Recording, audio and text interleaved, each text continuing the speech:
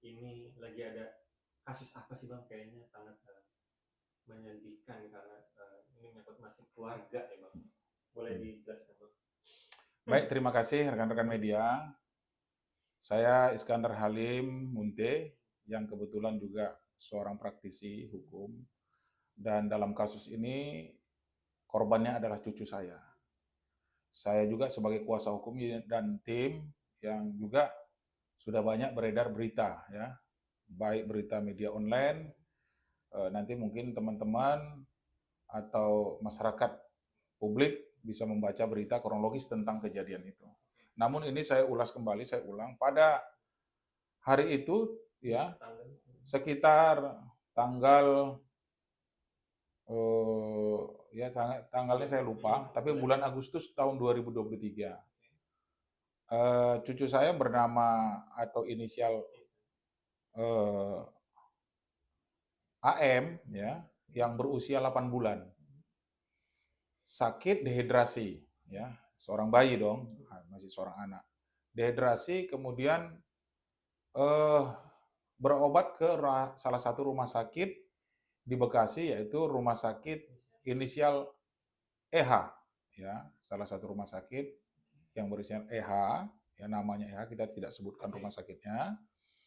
Lalu sampai di rumah sakit tersebut sekitar jam 7 malam, ditangani oleh perawat, ya, dan perawat tersebut juga atau ada dokter ya, dokter yang pada malam hari itu dokter jaga, didampingi oleh 2 orang perawat. Saya melihat waktu itu, ya saya juga datang pada saat setelah dilakukan perawatan, saya hadir di rumah sakit. Namun, dokter jaga atau perawat tersebut tidak berhasil memasukkan infus ke dalam tangannya cucu saya tersebut, bayi itu yang berusia 8 bulan. 3 tusukan tidak berhasil masuk untuk menginfus. Ini sangat lemah sekali pada saat itu korban atau pasien ya, pasien anak. Lalu dipindahkan untuk di tangan sebelahnya lagi, ditusuk 2 kali, juga tidak berhasil. Dan pasien anak itu menjerit-jerit, menangis, padahal juga dia tidak ada masuk konsumsi apapun ya, karena setiap makan muntah, ASI juga muntah dan kemudian mencret. Nah, lalu saya tanyakan langsung kepada perawat penjaga, ini yang datang, yang merawat ini siapa? Saya minta dokter anak dihadirkan. Mereka mengatakan dokter anak lagi dihubungi, ya kan? Berarti dokter anak tidak standby. Padahal di sana mereka ada menyampaikan bahwa ada klinik anak. Artinya anak tentu standby dokternya di sana. Nah, akan tetapi mereka lagi menghubungi dokter anak. Lalu tidak berapa lama, turunlah dokter, tapi bukan dokter anak, tapi dokter anestesi katanya, dokter tindakan. Lalu disampaikan, Pak, ini anak sudah sangat kacau, ya artinya sudah menangis-nangis menjerit di tempat IGD. Mereka sampaikan bahwa, Pak, kalau untuk ini Bapak harus menggunakan alat anestesi, ada alatnya, begitu. Saya kurang paham juga, itu mungkin dokter yang tahu. Eh, Harganya 2.500.000, dia katakan begitu. Saya sampaikan, ya silakan saja, nggak apa-apa. Yang penting cucu saya ini bisa sembuh, saya bilang gitu. Kalau memang itu harus saya lakukan pembayaran. Tapi menurut dugaan saya sangat tidak beretika. Artinya ketika kesulitan mereka tidak bisa memasukkan jarum suntik anestesi apa itu apa namanya? Impus tersebut, mereka mencari seolah-olah kita harus membayar itu begitu. Iya, anestesi tadi. Namun itu pun dokter tidak berhasil. Bahkan itu tangan cucu saya itu, tangannya korban ataupun pasien itu dibengkok-bengkokkan begini, nggak berhasil juga. Sehingga saya pada saat itu marah. Siapa sih yang tidak marah cucunya? Baru satu cucunya digituin sama rumah sakit, yaitu dokternya.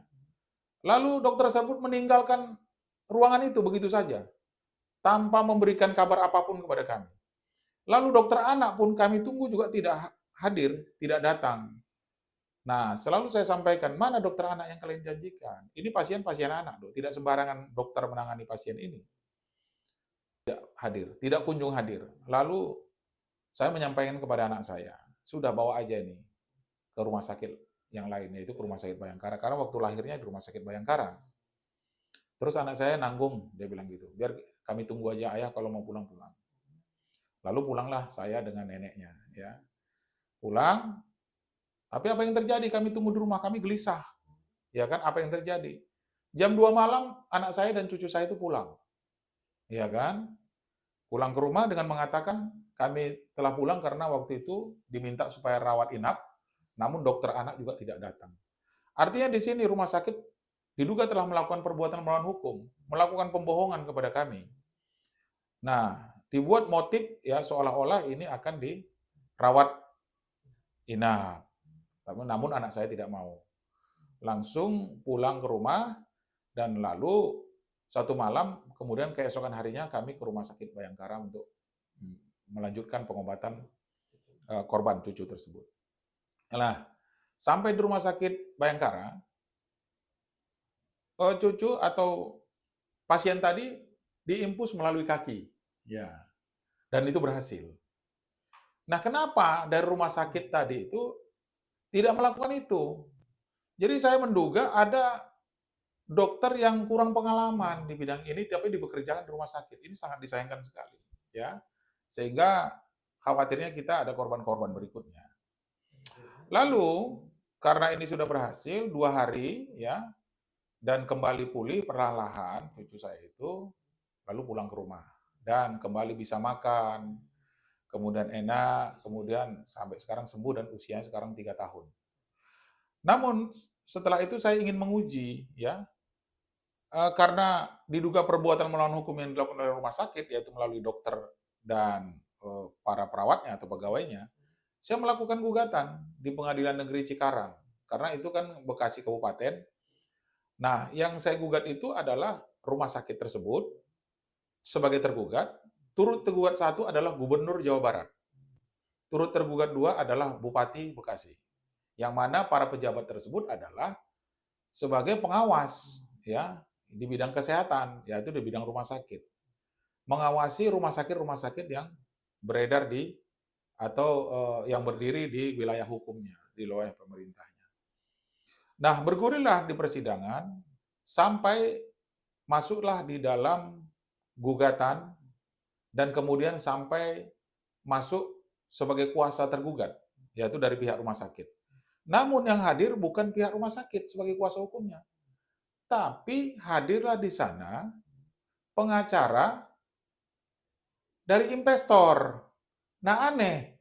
Nah, artinya rumah sakit seharusnya memberikan kuasa kepada pengacara, ya rumah sakit yang kami gugat rumah sakit, tapi ini investornya yang hadir. Nah, kami membantah dan menolak kepada majelis hakim.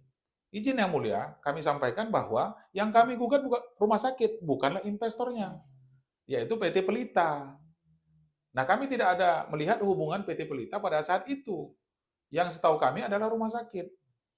Nah, kemudian hakim menyampaikan minta legalitas semua yang hubungannya PT Pelita ini dengan rumah sakit.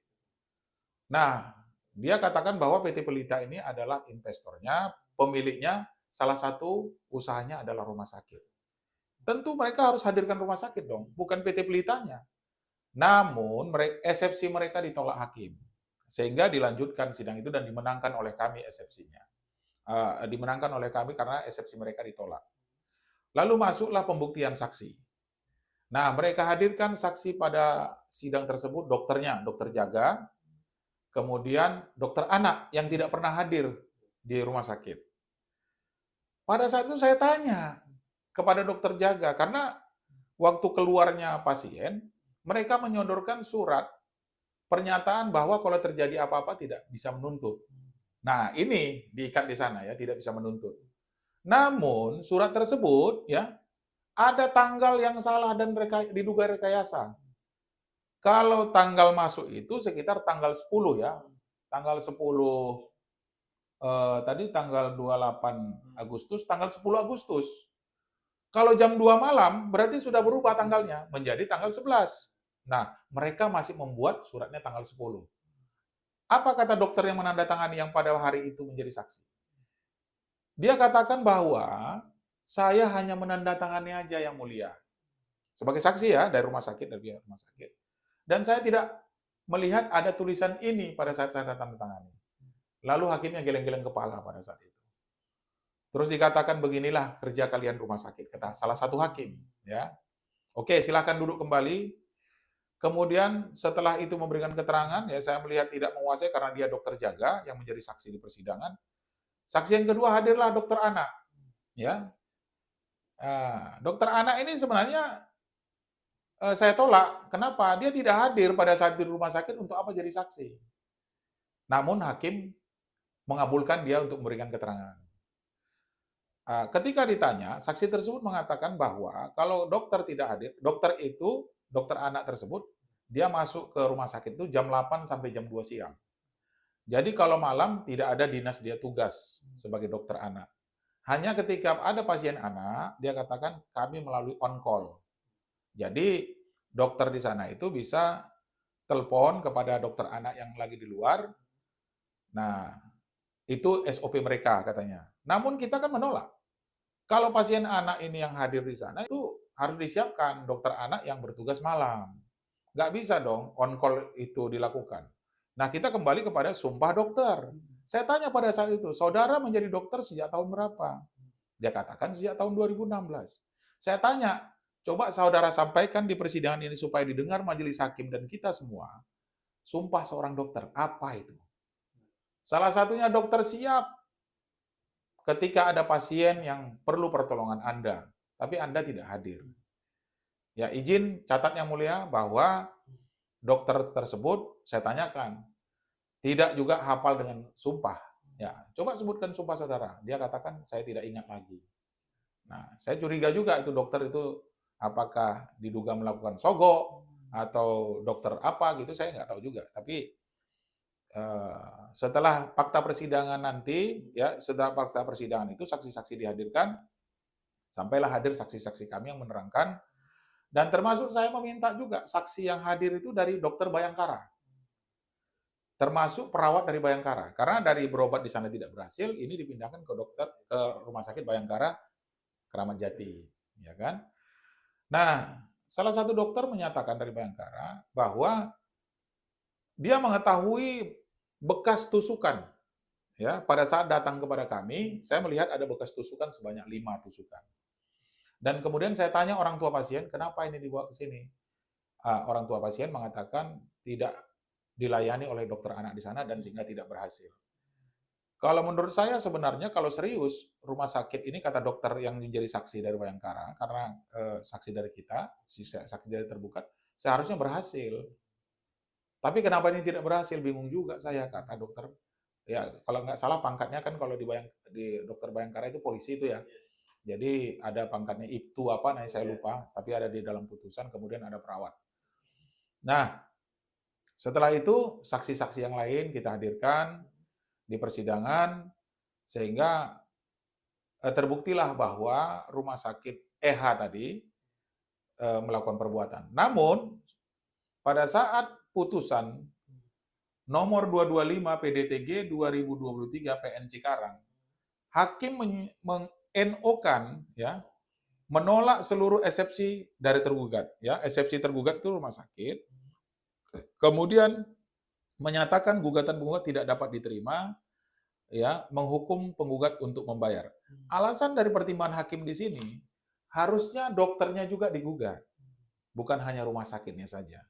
Padahal undang-undang rumah sakit, ketika pegawainya melakukan pelanggaran hukum, melakukan dugaan perbuatan melawan hukum, itu yang bertanggung jawab rumah sakit. Jadi tidak ada dokternya harus kita gugat atau perawatnya kita gugat. Ini mohon putusan majelis hakim keliru. Jadi akhirnya kami melakukan banding ke Pengadilan Tinggi Bandung. Di Pengadilan Tinggi Bandung, putusan Pengadilan Negeri Cikarang ini dibatalkan oleh Pengadilan Tinggi Bandung, ya, dibatalkan. Namun gugatan kami tetap NO. Dikatakan bahwa saya akan menggugat ini nilainya inmaterialnya 3 miliar nih. 3 miliar 100 juta, ya. Dia katakan, hakim mengatakan bahwa putusan pengadilan negeri itu dibatalkan, namun penggugat harusnya merincikan kerugiannya apa saja. Nah, itu kan namanya berupa inmaterial dan kemudian kembali kepada penilaian hakim, berapa layaknya kami harus diganti rugi. Namun hakim tidak menghitung itu. Nah, lalu kami tidak puas dengan putusan pengadilan tinggi. Kami sebagai kuasa hukum sebanyak 18 orang kami melakukan kasasi. Ya, melakukan kasasi itu kita di tanggal